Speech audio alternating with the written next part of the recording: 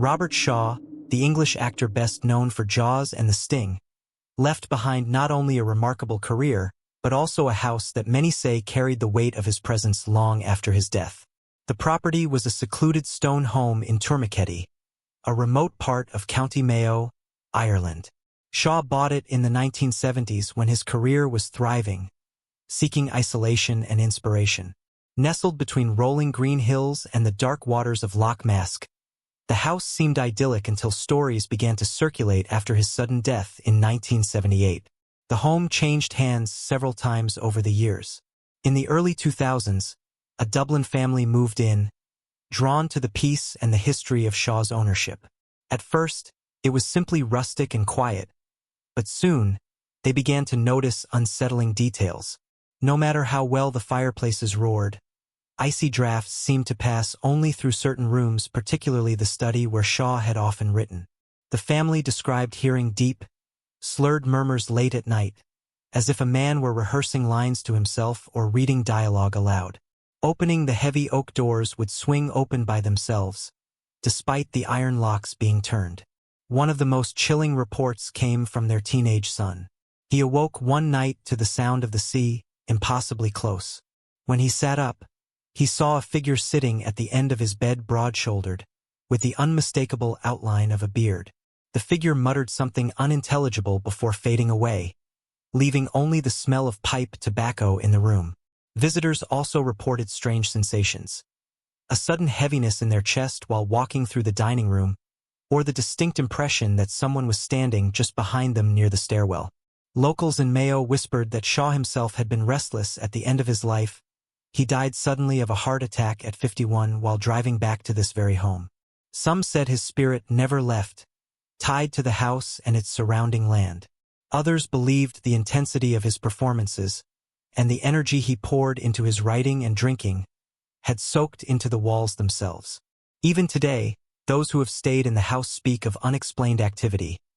The clinking of glasses in the empty kitchen, the creak of footsteps across the upstairs floorboards when no one is there, and fleeting glimpses of a man in period clothes watching silently from a window. To the families who lived there, it was more than folklore. It was as if Robert Shaw's presence lingered, heavy and unrelenting, demanding recognition long after the cameras had stopped rolling. The first weeks in the house had been calm, almost disarmingly so. The Dublin family, Michael, his wife Anne, and their 2 children were taken in by the slow rhythm of Tourmaketti, the mist rolling in from Loch Mask, and the way the countryside seemed to swallow the world whole. They thought they had found what so many city families dreamed of: quiet, space, and the kind of air that left your lungs aching in the best way. But the silence of the house was heavy. In the mornings, when Anne came downstairs before anyone else, she would stop at the foot of the staircase and listen. It was too early for the children to be awake, yet there was always a faint impression of movement above her, the boards shifting as if someone had crossed the landing. She tried to blame the house itself, centuries-old wood and stone, settling into the damp Irish earth, but the rhythm of those creaks was deliberate, the cadence of footsteps. Michael, a practical man, shrugged it off at first. But one evening, while lighting a fire in the study, he noticed something strange. The window, which looked out toward the lake, reflected more than his own figure. Behind him, in the dim light of the room, he saw what looked like a broad silhouette leaning forward in the chair opposite the fireplace. When he spun around, the chair was empty, yet the smell of tobacco smoke lingered as though someone had been there only moments before. He didn't tell Anne at the time, convinced that it was just the trick of firelight, but the image gnawed at him, especially when he remembered that Shaw had been an obsessive pipe smoker. The children, however, were not so easily shielded. Their son, Daniel, who was 14, began to complain of dreams. They were not ordinary dreams but vivid, repeating ones. He described sitting at a table covered in scripts, pages marked with blue pencil, while a deep-voiced man dictated lines to him. Daniel could never make out the words, but the tone was harsh, almost commanding. He would wake with a start, drenched in sweat, and insist that the same man had been standing in his room after he opened his eyes. His sister, younger and less prone to detail, simply told Anne that she didn't like to be alone upstairs. She would whisper that the man with the beard sometimes stood in the doorway just watching, and began to feel the house pressing down on her in subtler ways. While cooking in the kitchen, she often heard the sound of cutlery rattling as though someone had placed a glass on the table too hard. Sometimes she'd hear the echo of laughter, boisterous, rough-edged, and unmistakably male, rising up from the cellar where wine had once been kept. At first she thought Michael had left the radio on somewhere, but whenever she checked, the rooms were silent. The house seemed to hold onto things. Objects weren't where they were left, and would set the heavy oak table with 4 plates, step into the pantry for salt, and return to find a 5th plate already laid, perfectly aligned, as though someone else were expected for supper.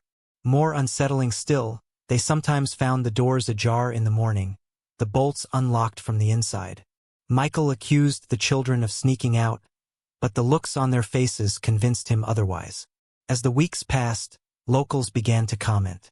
At the small village shop, people lowered their voices when Anne entered. One elderly man, leaning on a cane, asked her quietly if they'd met the owner yet.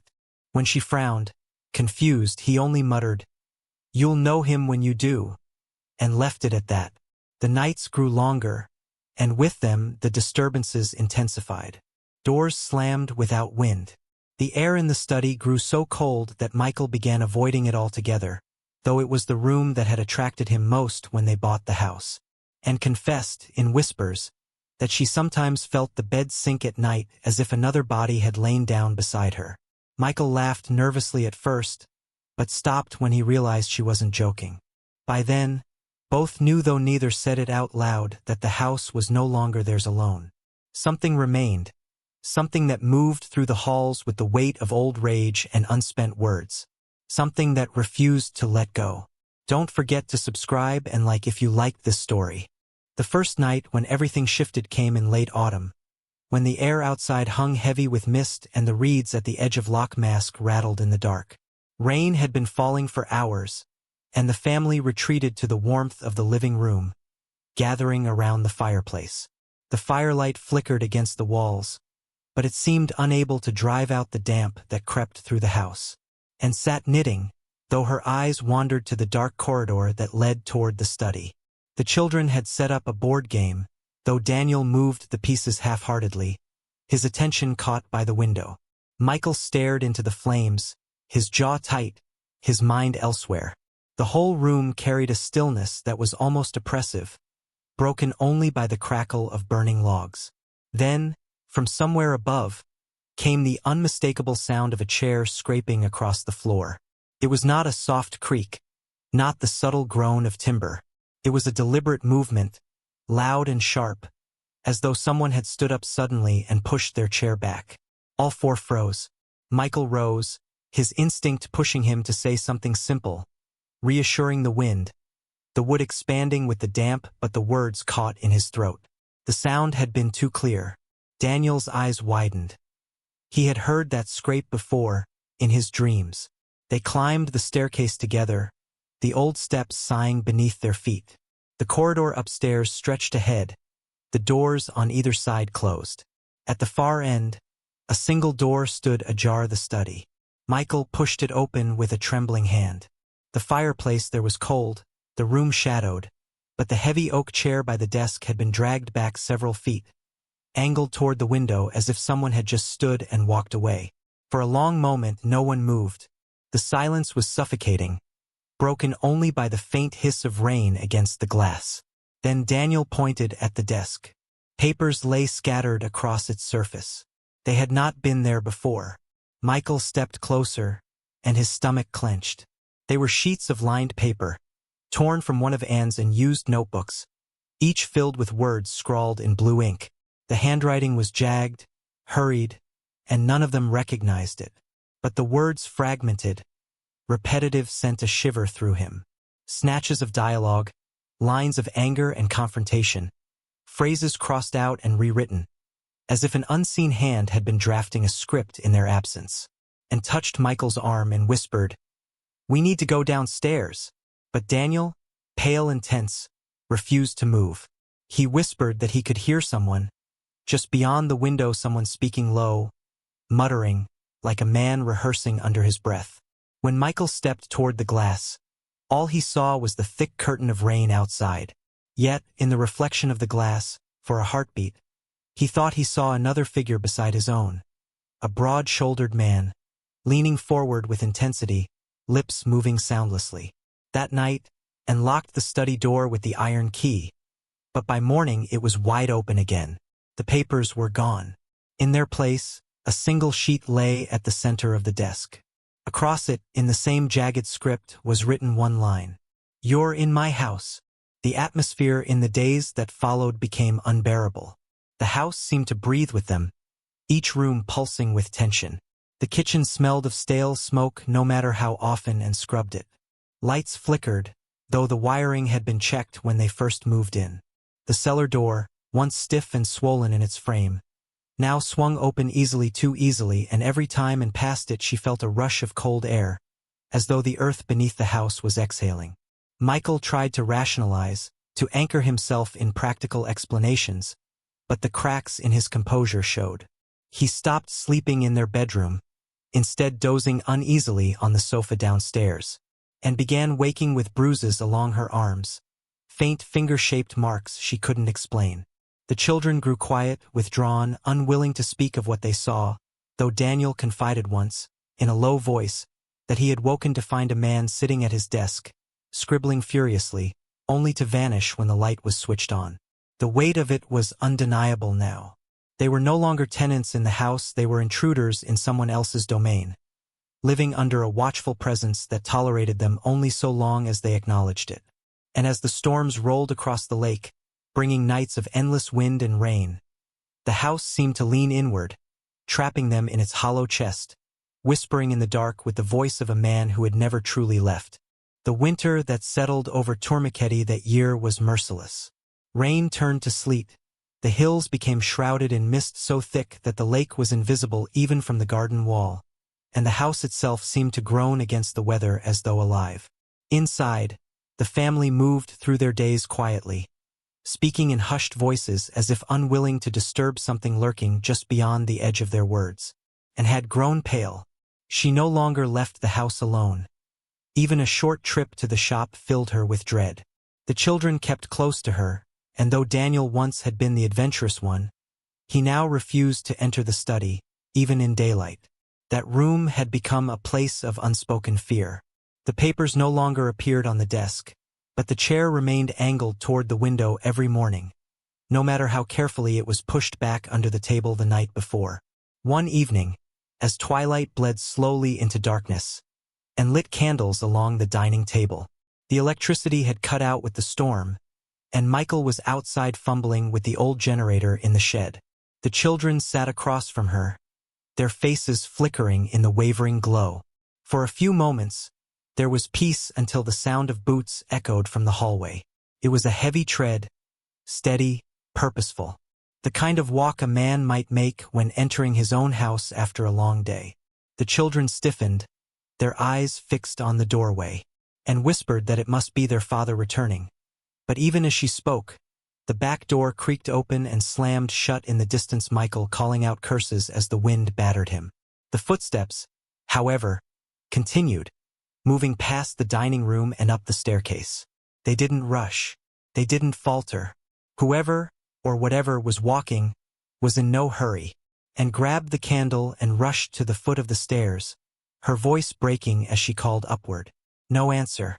The candle's flame fluttered wildly, nearly dying, though no draft reached her face. She climbed 3 steps before a sound stopped her cold. Humming. A low, gravelly hum, tuneless, but unmistakably human. It came from above, drifting down with the weight of someone utterly at home. When Michael came back inside moments later, dripping wet, and was still frozen on the staircase, candle wax spilling over her hand, she told him what she'd heard, and for the first time he didn't try to explain it away. He said nothing, only set down the tools and listened. For a long time neither of them spoke. The humming had stopped, but the silence it left was heavier still. That night, Michael insisted on sleeping upstairs with the children. All 4 of them crowded into the same room. The air felt close and damp, but none dared complain. Sometime after midnight, Michael stirred awake to a faint scratching sound, like a pen across paper. He sat up slowly, his heart pounding. Across the room, by the desk where Daniel usually did his homework, the outline of a figure hunched over in the dark. Broad shoulders, head bent, hand moving furiously across invisible pages. Michael couldn't see his face, only the jerking movement of his hand. He whispered Anne's name, and when she opened her eyes, the figure lifted its head. Just for a second, Michael saw the glint of eyes, reflecting the dim moonlight that crept through the curtains. And then the shape dissolved, leaving the chair empty. The sound of scratching lingered in the silence, echoing faintly as though continuing somewhere deeper in the house. Days blurred after that. Shadows seemed to linger longer than they should, hanging in corners even in daylight. The smell of tobacco grew so strong that Anne began throwing open the windows, despite the bitter cold. Every time they closed the cellar door, they found it open again the next morning. Once, Daniel found the door not only open but the light inside turned on though no one had touched the switch. The villagers' whispers grew bolder, less veiled. At the church after Sunday Mass, a woman told Anne plainly, "He died on the road coming back here. Some say he never made it inside. Maybe that's why he won't leave." Another muttered that Shaw had loved the house more than anything, even more than people, and that such love had a way of anchoring a soul in place. By then, Michael had stopped arguing. His only thought was that the house was watching them, learning them, drawing them deeper into its silence. Each night the sounds grew closer, the footsteps louder, the murmurs more insistent, until it no longer felt like random hauntings but a deliberate performance, as if the presence was rehearsing, staging scenes for an unwilling audience trapped in its walls.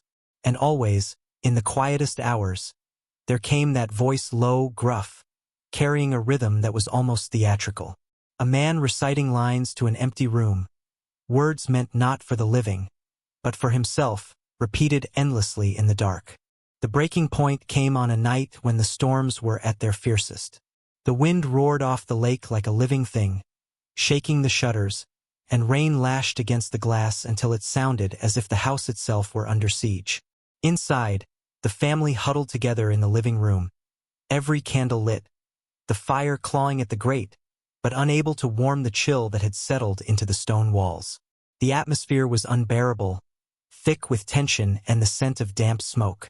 Every crackle of the fire sounded sharper, every creak of the old timbers heavier.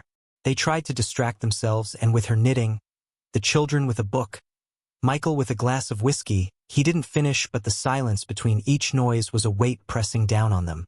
Then it began. The cellar door banged open with a force that shook the frame. The sound reverberated through the house, a violent punctuation in the storm's rhythm. Michael stood, heart hammering, but before he could move, heavy boots began climbing the cellar steps. Slow, deliberate, measured, one after the other until the sound stopped at the threshold. The doorway yawned open into shadow, and there just for an instant they saw him. Broad shoulders, rough beard, eyes dark and intent. He wasn't a transparent specter, not a wisp of smoke or a trick of the firelight. He looked solid, a man whose presence carried the weight of command. For a breathless moment he stared at them, lips moving soundlessly as if reciting to an invisible audience, and then he stepped forward. The light from the candles guttered and died in unison. Darkness swallowed the room, and screamed, clutching the children, as a rush of icy air swept over them. Michael lunged forward blindly, trying to strike a match, but in that blackness came a sound that froze them all, a laugh, deep and harsh, the same one Anne had heard echoing from the cellar weeks before. It circled them, filling the space, until it felt like the walls themselves were shaking with it. When the candles finally caught again, their flames trembling, the figure was gone. The room was empty save for the family, trembling, clutching one another. But the table told another story. 5 plates were set neatly, perfectly aligned, though none of them had laid them out.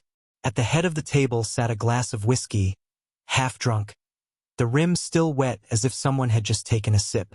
That was the moment Michael broke. In the morning, without discussion, he packed what they could carry into the car. The children didn't protest and didn't question. They left the fire to burn itself out, the doors unlocked, the study unguarded. Driving away through the mist, the house loomed behind them, its windows dark, its stone walls slick with rain. It didn't look abandoned. It looked watchful. The family never returned. They refused to speak of it in detail, as if words would give the memories power again. When asked in the village why they left so suddenly, Michael only muttered, "It wasn't our home." Locals exchanged knowing looks but pressed no further. The house still stands, silent on its hill above the lake, the reeds whispering in the wind. From the road, travelers sometimes glance up at its dark windows and feel an odd unease, as though someone were standing just behind the glass, observing. And on stormy nights, when the wind howls off Loch Mask, those who live nearby claim they can hear it. A voice carried across the water, deep and commanding, rehearsing lines long forgotten by the world, but never abandoned by the man who spoke them. Robert Shaw never left his house. He remains in the stone and timber, in the smell of smoke, in the echo of heavy boots. A performance without end, played out for an audience of shadows, in a home he claimed as his stage. Don't forget to subscribe and like if you liked this story.